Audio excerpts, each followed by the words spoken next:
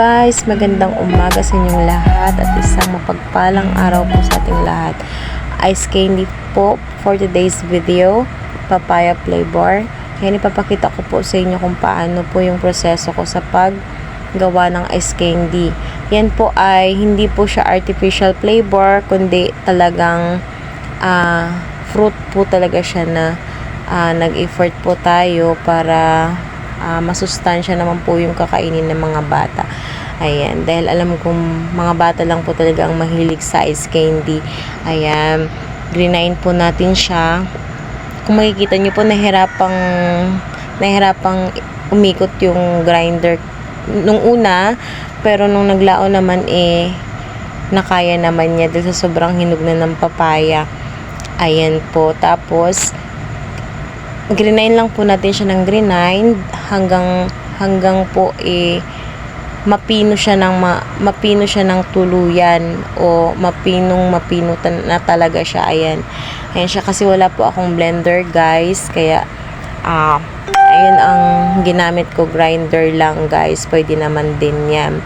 Ngayon pagkatapos naman doon, gumawa na tayo ng cornstarch.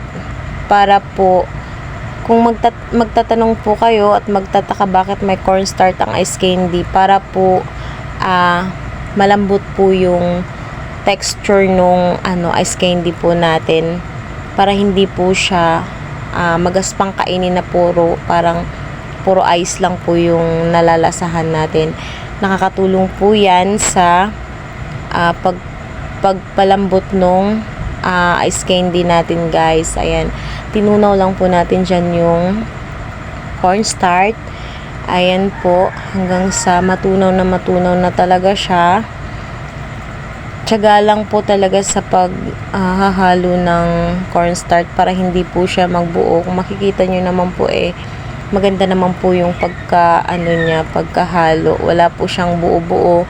Kaya ang ginawa ko po diretso ko na lang po nilagay yung ating grind na papaya. Ayan, kasi wala naman po siyang buo-buo na nakikita ko, at dinerecho na po natin dyan. Pati na rin po yung papaya ihinalo na rin po natin dyan sa pagpapakulo para naman matunaw din yung papaya. Ganyan, kumbaga parang maluto po siya.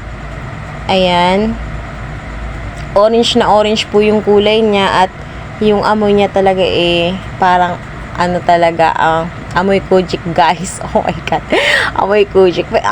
Amoy papaya siya guys.